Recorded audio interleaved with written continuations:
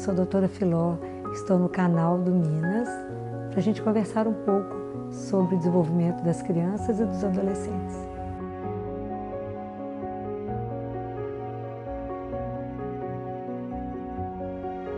Olha, é tão interessante a gente poder voltar a discutir sobre isso, porque cada vez mais a gente tem valorizado um desenvolvimento amplo, né, total da pessoa, porque às vezes você tem uma criança, um adolescente que tem uma inteligência muito acima da média, mas ele é incapaz no relacionamento em comunidade, principalmente se ele trabalhar em equipe, ele é incapaz de ver o outro, é incapaz dos sentimentos da empatia, de solidariedade, de estar junto de.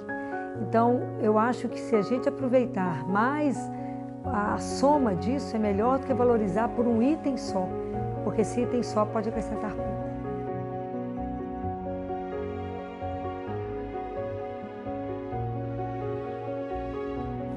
A primeira coisa que a gente precisa conversar é como é que está sendo feita essa avaliação.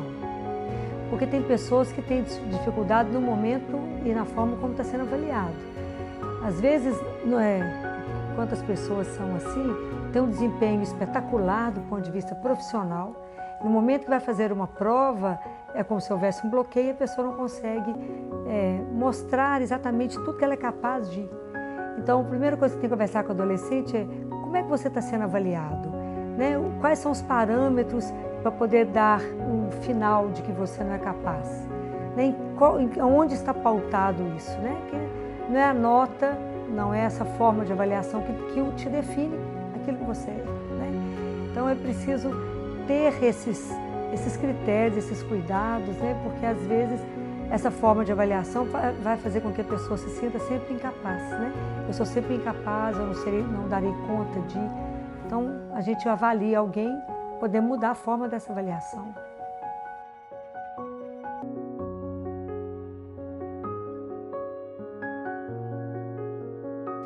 Bem, o que eu acho não é só as formas de inteligência, né? Hoje a minha grande preocupação é como é que eu desenvolvo e ajudo uma criança a ser um ser humano inteiro, integral, onde ele possa desenvolver tudo que ele tem, né? Todas as habilidades que ele tem, porque o nosso objetivo é tender para o equilíbrio, né? A gente não hipertrofia só numa parte, então não posso só ser espetacular no quesito e não ter o equilíbrio no restante, porque o resultado final não é bom. Então é preciso que a gente ajude a criança, e aí os pais têm um papel fundamental de olhar e ver naquilo que eu vejo, o que eu posso extrair de melhor dele. Porque às vezes nem ele tem a consciência de que ele tem outros potenciais para serem trabalhados. Mas isso tem o papel fundamental daquele que o educa, né, do educador, da escola, e o papel da família que tem o olhar, né, porque a criança, o adolescente não tem essa maturidade sobre ele mesmo.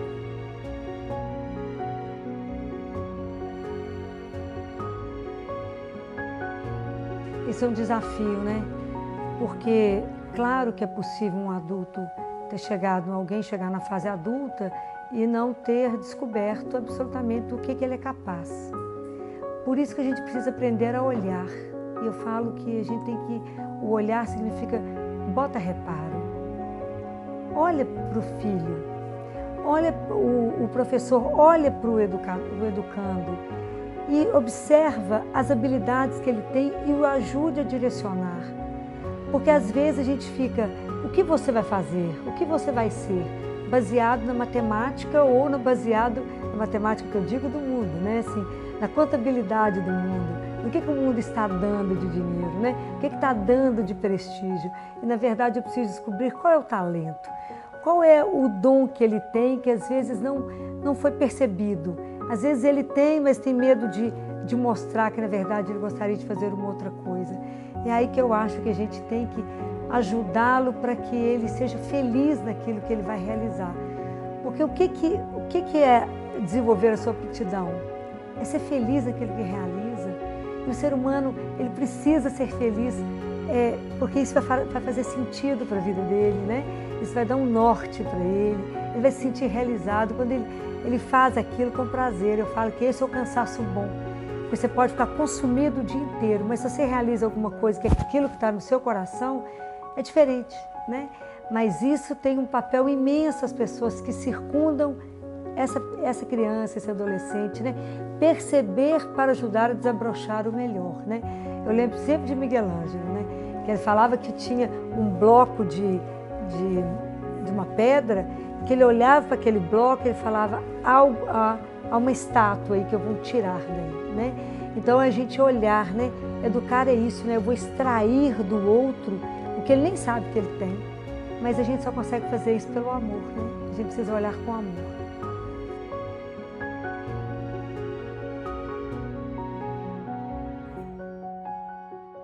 Eu, quando tive acesso a esse documento, eu fiquei muito feliz, porque uma coisa que a gente tem discutido muito é que às vezes as crianças têm que ser colocadas numa forma e as crianças têm que ter exatamente a mesma formatação. E se elas não encaixam naquela forma, a criança ou é convidada a ter que tomar remédio, ou a criança mudar de escola. Então, às vezes a gente fica percebendo que o processo de educação é um processo que tem que ajudar o ser humano a desenvolver o que ele há de melhor como pessoa. Ele tem que ajudá-lo, porque o que eu fico observando, que agora a gente recebe residentes, e o quanto eu fico vendo os estudantes de medicina, né, que é a quem eu tenho muito acesso, despreparados para exercer a profissão do ser médico. Né? Se cada um de nós já é um mistério para nós mesmos, como é que eu vou cuidar daquele ainda que eu nem sei quem é? E eu fico vendo a inabilidade, né, de olhar, de ver além do celular que fica na mão, né? Ser capaz de se interessar por o outro, de ter empatia, de ver a dor do outro, da dor do outro incomodar. Como é que se eu vou ser médico e a dor do outro não me incomoda? Então, independente da profissão ou do que o adolescente ou a criança vai desenvolver na vida, vai exercer, de presidente da República, a diretor de uma escola, a um chefe de cozinha, o que ele desejar fazer na vida, ele tem que fazer com muita habilidade, com muito amor, ele tem que saber ser capaz tanto de trabalhar só, como trabalhar em equipe, em comunidade. Ele tem que saber ter tolerância, ele tem que saber esperar, ele tem que saber ver o outro, se alegrar com o outro quando está bem, apoiar o outro quando cai, né? Ver a necessidade. Então, a escola é um local onde pode ser trabalhado tanto dessas coisas, né? Porque se a criança ou adolescente não souber aplicar na vida dele o que ele é treinado no período de escola, eu fico pensando como é que vão ser os profissionais para frente, né? Como é que eles exercerão o melhor do ser humano, né? Eu não quero alguém só técnico, eu não quero alguém que saiba fazer alguma coisa só do ponto de vista técnico. Como é que essa pessoa vai dar conta quando chegar numa situação inesperada? Como é que você é convidado quando chega, igual nós vivemos agora uma pandemia? Como é que você fica diante de uma situação nova? Como é que você é capaz de viver quando você não tem aquilo que é certinho, né? Capaz de criar, né? Desenvolver nele a criatividade, o senso crítico, o saber pensar, né? Eu não quero copiar e colar, eu quero que ele seja crítico diante de uma situação, diante do que ele está vivendo, diante de uma sociedade, diante de uma crise. Mas se eu não ensino esse menino a pensar, se eu não ensino ele a ver algo, fala, olha, assenta desse lado e veja. Eu falo com as mães, pega seu filho adolescente que está baixando só um tipo de música e fala com ele, escuta essa letra comigo e vamos ver o que é que você está ouvindo. Será que é de verdade isso que te agrada? Você está baixando muito um site, será que é isso que te agrada? Então, se a gente não desenvolver isso neles, então o conhecimento científico, técnico, ele é importante sim, mas eu preciso saber como é que eu aplico isso depois, né? Senão a escola perde muito dessa função de prepará-los para a vida. Ai, como essa geração está frágil, né? Prepará-los para uma vida. Como é que eu vivo inserido no mundo? Eu estou no mundo, eu não estou dissociado do mundo, né? Eu vou viver sempre em comunidade. Então, como é que esses meninos vão desenvolver isso? É uma preocupação. Quem dera, né? Eu acho que se esse documento ele for aplicado, preparado os professores, preparado para que se possa utilizar esse documento na íntegra, eu acho que a sociedade vai ganhar demais. Eu acho que as crianças, os adolescentes, eu acho que nós teremos aí de verdade uma nova geração.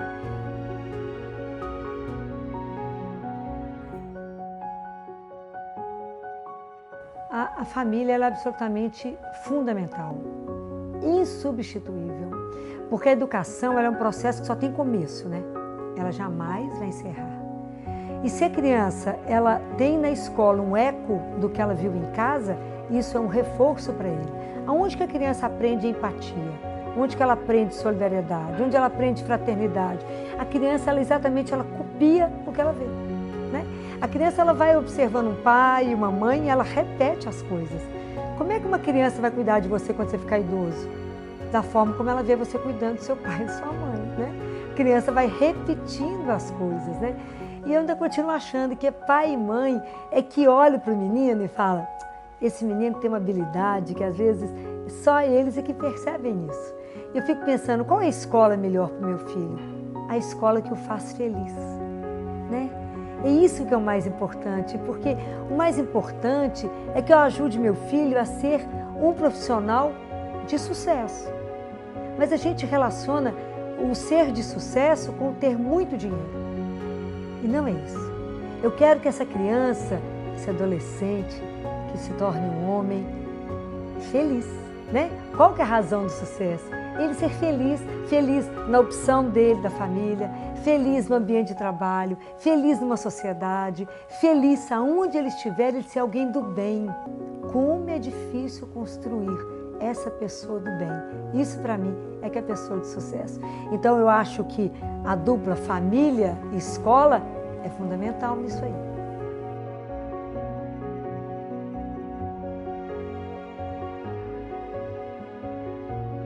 Bem, eu acho que são consciências que a gente vai desenvolvendo, né? E eu acho que aí o papel da família, porque é claro que cada família vai desenvolver isso dentro daquilo que é o universo deles, da crença. Mas se eu começo a trabalhar em meu filho e mostro para ele qual é a visão do ser humano, eu posso ver o ser humano no sentido unidimensional e eu posso ver o sentido bidimensional, tridimensional e me ousar a ver o sentido quadrimensional, aonde eu desenvolvo, mostro para o meu filho, para o adolescente, que a gente, em cada um de nós, Deus habita, por mais misterioso que isso seja, né? Então, se eu começo a trabalhar com eles essa consciência da transcendência, a consciência daquilo que é de como eu vim, né? De como é que eu sou, de como é que eu surgi, né? Quem eu sou? Desenvolver no adolescente essa consciência, porque a criança pequena ainda não tem essa consciência, mas quando o adolescente começa a se perguntar, né, e vai desenvolver essas habilidades, quem eu sou? Quem é o outro que caminha comigo? Qual é o sentido da minha vida? E para quem eu vivo? Isso é caminhar com uma saúde espiritual. Se eu tenho consciência que o espírito carrega o corpo, eu vou começar a trabalhar isso porque eu vejo a saúde de um ponto de vista integral e não fracionado. Hoje, cada vez mais, eu acho que a saúde ela tem uma razão e um ponto de origem que é lá na questão espiritual e que aí vai desabrochando em outras coisas, né? Mas o quanto que é importante desenvolver, se eu desenvolvo a solidariedade, a fraternidade, a empatia, isso tudo tem a ver com o desenvolvimento das virtudes que estão vinculadas na questão espiritual, né? Então, desenvolver tudo isso, eu acho que é um desafio. Mas a gente não é capaz de dar para um filho ou para um adolescente aquilo que eu não trago. Se isso não é uma coisa importante para mim, eu não vou conseguir desenvolver isso no filho. Mas eu digo que nesses anos todos, né, de caminhada, como que eu vejo que isso hoje está fazendo falta? Como eu vejo hoje os residentes de pediatria, os estudantes de medicina tão perdidos, apesar de estar fazendo medicina, não sabem o que estão fazendo lá, não sabem por que estão fazendo. Ah, eles respondem, por que você está fazendo medicina? Ah, talvez para mexer com estética. Mas o que você quer com isso? Só dinheiro? Isso é muito pouco. Você não acha que isso é muito pouco da vida? Você pode ganhar dinheiro de outra forma. Não precisaria de fazer medicina só para isso. Há outras formas. Então a gente vê os meninos chegando na idade de estar numa profissão tão bela, tão vazios, numa existência tão fragilizada, que não dão conta de um sopro, quanto mais de uma hora que a vida trouxer uma tempestade. Essa é a minha grande preocupação quando eu penso em trazer uma consciência de uma vida que vai além dessa daqui, de uma vida que ultrapassa a morte. Mas se eu não ajudar esses meninos, se eu não for desenvolvendo isso devagar, isso não vai chegar de uma vez. né? Isso é construção. A construção do ser humano, ela dá muito trabalho, mas ela é espetacular.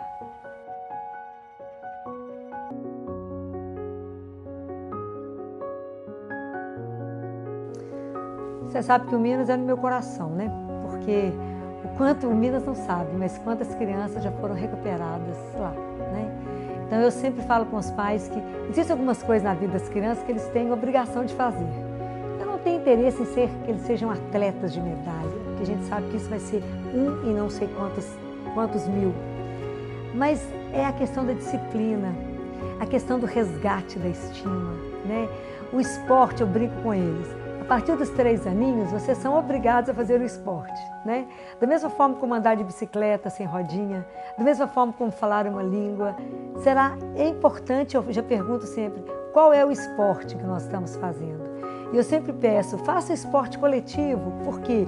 Porque eu preciso aprender que eu vivo em equipe, eu tenho que ter resiliência, eu tenho que ter paciência, eu tenho que ver o que é bom para a equipe, não é o que é bom para mim. Então é tanta coisa bacana. Fala que eu tenho um grupo, né? Tenho um grupo da natação, tenho um grupo de futebol, tenho um grupo do vôlei. Aí é fantástico estar em grupo. Mas também faço individual, porque isso, a soma disso é espetacular. Então eu tive meninos obesos, né? Que eu lancei a eles um desafio de ir para o Minas. Nossa, que espetáculo, né? Não só da perda de peso, da recuperação da estima, né? Que eu falo com os adolescentes assim, você quando se olha no espelho, no seu quarto, seja de roupa íntima, seja nu, você se olha e você está se achando maravilhoso. Porque se você não se achar, você não achar que você está bem, nós temos que consertar isso agora. Porque eu quero fazer com que você se orgulhe da imagem que você tem. Não porque seja melhor do que ninguém, não. Mas que se você não se amar, você não vai ser capaz de amar ninguém. Se você não se respeitar, você não vai ser capaz de respeitar ninguém. Então o esporte, ele tem uma importância tão grande nisso, porque ele vai trabalhar o corpo, né? Ele vai fazer com que ele seja capaz de se superar, né? E você é capaz de ir, meu filho, né? Então eu falo com os adolescentes, não traga medalha, que a tia Filó não está preocupado com a medalha. A medalha maior você já está fazendo, é no seu corpo. É a transformação que você está fazendo em você, né? E o que eu desejo que você fique com 90, porque a pediatria é geriátrica, né? Então a gente começa a cuidar deles com um olhar para depois dos 90. Então eu falo, eu quero que você não seja um idoso de televisão, assentadinho. Quero que você seja um idoso continuando lá no Minas, lá nadando, dentro da sua capacidade, fazendo as coisas que ainda te fazem melhor. Então, como eu sou grata ao trabalho que eu sei que o Minas tem, porque talvez a vocês que estão aí dentro não estão vendo o papel que vocês fazem. Eu que estou do lado de fora vejo, né? Assim, e como que os meninos que fazem esporte e que essa família tem um papel fundamental, que essa família não levar, não investir, não acreditar, isso não vai acontecer, o quanto que essas crianças são diferentes. As crianças que fazem esporte costumam ser os melhores alunos, como é que são diferentes esses meninos. Eu fico encantada. São os meninos que têm passado melhor pela adolescência, são os meninos que são pelo menos candidatos a atleta, né? Que fazem parte de uma equipe aí do Minas. Então, a minha gratidão como pediatra a todo esse trabalho.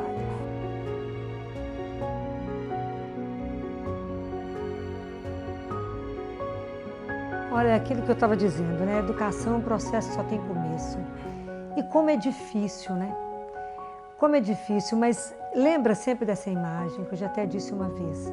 O rio, para existir, ele tem margem, senão é uma água solta. A criança, para se tornar um homem, que eu vou morrer de orgulho dele, ele tem que ter limite.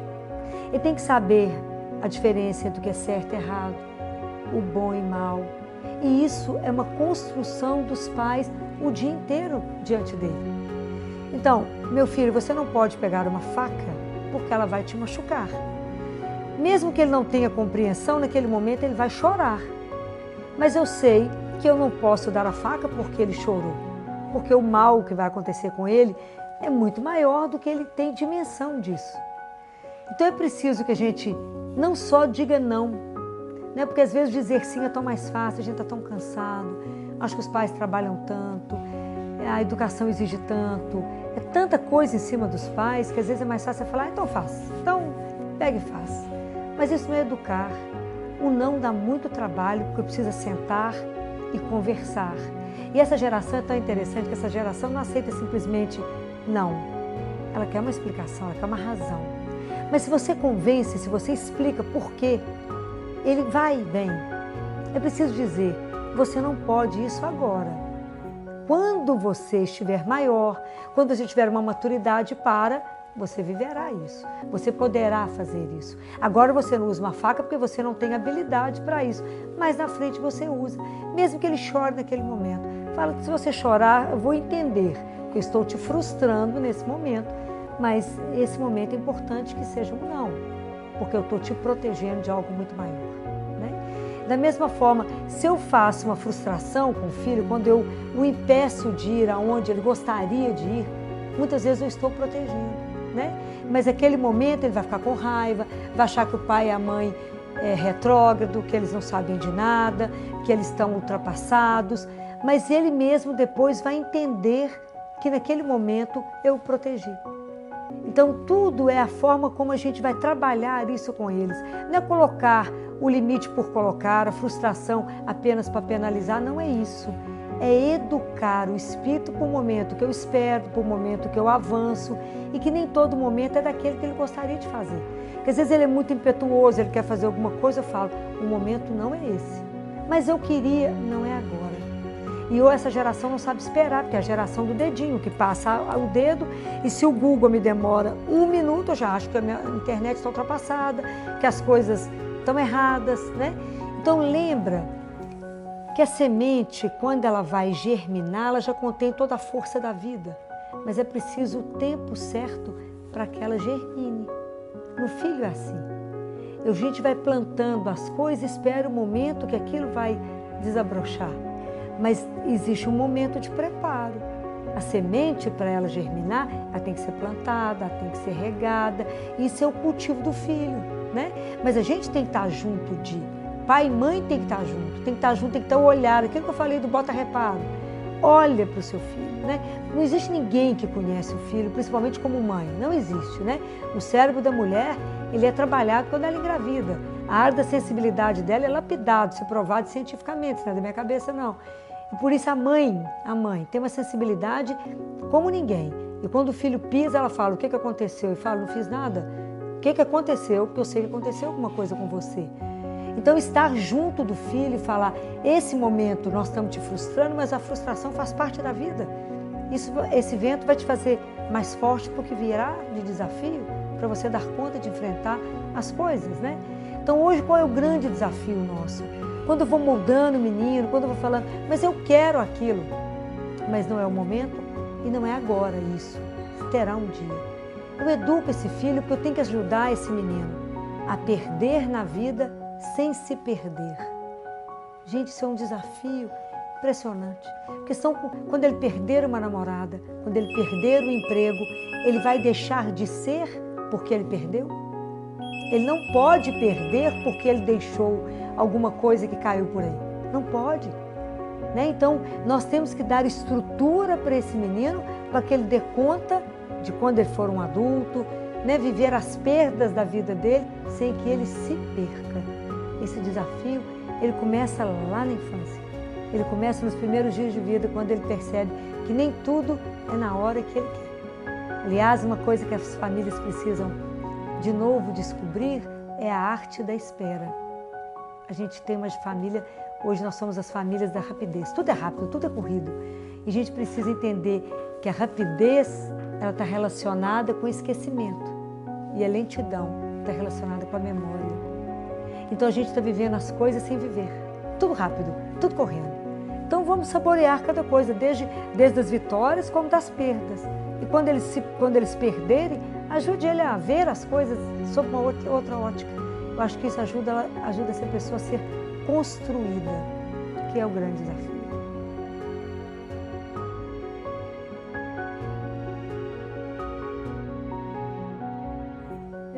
Uma das perdas, né, que nós tivemos com a questão da pandemia foi porque os adolescentes se perderam no mundo digital, né?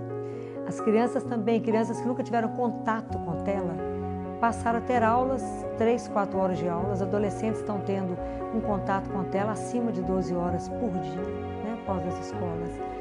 E depois eles vão fazer pesquisa, depois eles fazem para casa e depois eles jogam também virtual.